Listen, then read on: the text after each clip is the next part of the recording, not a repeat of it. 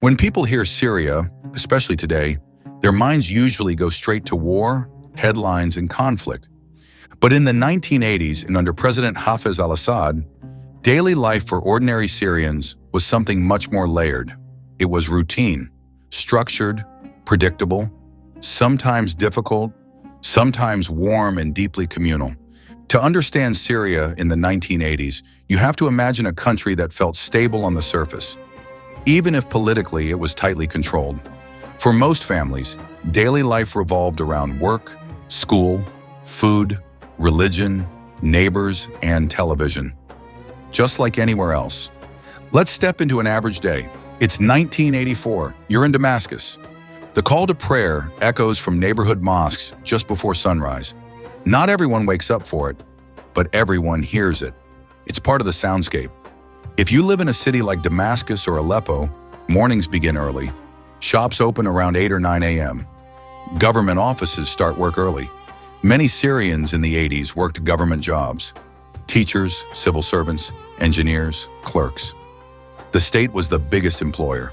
If you're a child, you're getting ready for school. Public education was widespread and largely free. Students wore simple clothing, sometimes uniform-like.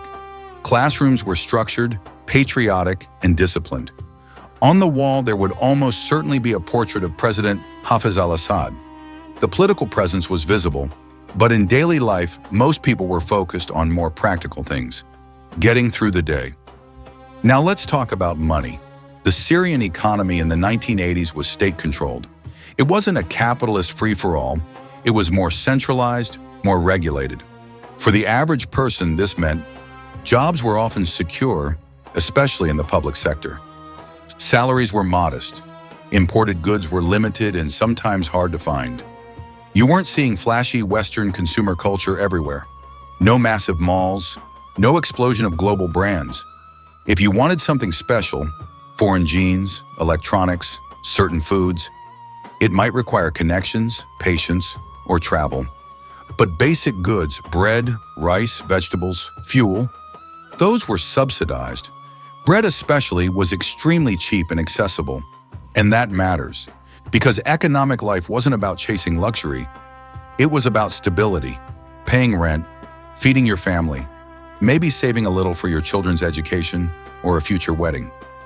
For many families, life wasn't rich, but it was manageable. Syrian society in the 80s was deeply family-oriented. Many households were multi-generational. Grandparents lived with their children and grandchildren. Cousins were close. Aunts and uncles weren't distant relatives. They were regular visitors. After school or work, people didn't scatter into private digital worlds like today. They gathered. Tea was poured. Strong, sweet. Sometimes coffee, thick Arabic coffee in small cups. Television was limited, usually 1 or 2 state-run channels. Programming included news, Syrian dramas, Egyptian films, and cultural shows. One of the biggest shared experiences was Ramadan television. Entire neighborhoods would watch the same show at the same time. The soul of Syrian cities was, and still is, the shops. In Damascus, markets buzzed with spice vendors, fabric sellers, gold shops, and produce stands. In Aleppo, the historic covered market stretched for what felt like forever. Shopping wasn't done in giant supermarkets. It was personal. You knew your butcher, he knew your father.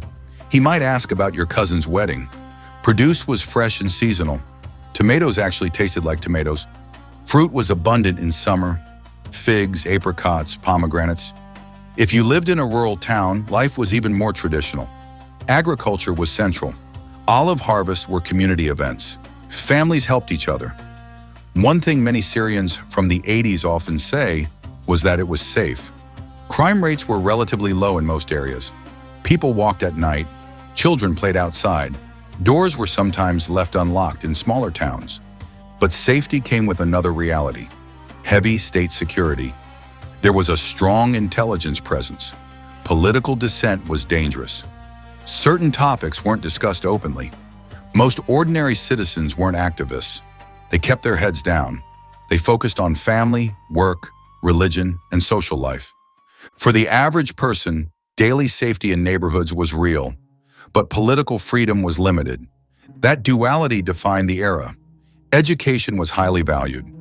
University was affordable compared to many countries. Fields like medicine, engineering, and teaching were prestigious. Parents pushed their children to study hard. Academic achievement was seen as a path to upward mobility. If you were a high-performing student in 1980s Syria, you could realistically become a doctor or engineer without crushing debt. That shaped ambition. Before the digital age where opportunities are endless, at that time they just sought respect. Now here's something people outside the region often don't picture. Syrians had fun. Weddings were massive events. Multi-day celebrations filled with music, dancing, and food. Dabke, traditional line dancing, brought entire families together. In cities, people went to cafes to play backgammon and smoke hookah. Conversations lasted for hours. Summer evenings were especially alive. Streets were cooler, families strolled after dinner, ice cream shops were packed.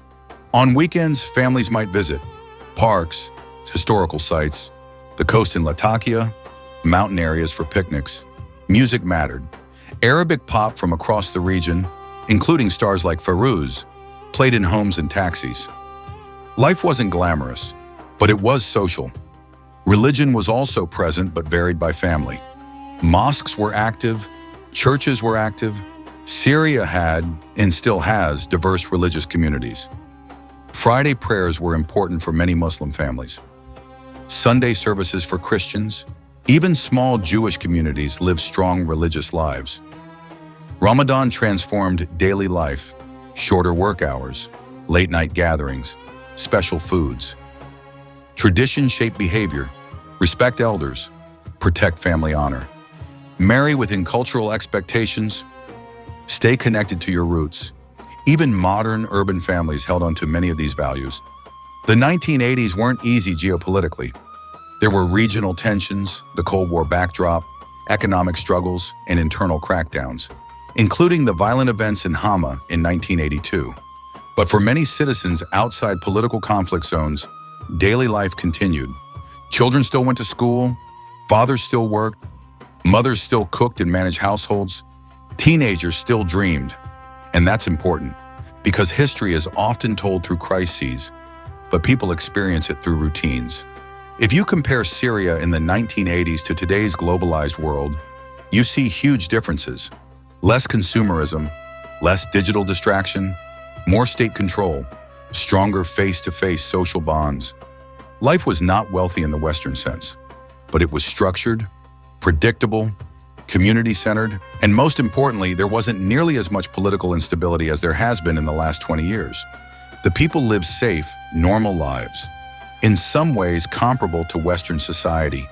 Many Syrians who grew up in the 80s remember it with a kind of bittersweet nostalgia, not because everything was perfect, but because life felt stable and socially rich. Imagine being a teenager in Damascus in 1987. You hang out with friends after school. You listen to music. You talk about university. You might worry about money. You might feel pressure from family expectations. You might dream about traveling abroad. Those feelings, they're universal. That's the part people forget when looking at historical footage. Behind every grainy 1980s street scene were regular people living regular lives. Laughing, arguing, planning, falling in love, getting married, raising children. When we look back at Syria in the 1980s, we shouldn't see it only through politics. We should see shopkeepers opening metal shutters at sunrise, children carrying backpacks through narrow streets, families gathering around a small television, weddings filled with music and joy, quiet evenings with tea and conversation. Daily life was modest but meaningful, and like anywhere else in the world during that decade, it was shaped by the balance between government control and personal freedom, economic limits and social richness, tradition and slow modernization. History often reduces places to headlines, but daily life is always human. And in 1980s Syria, humanity, family, food, faith, friendship was at the center of it all.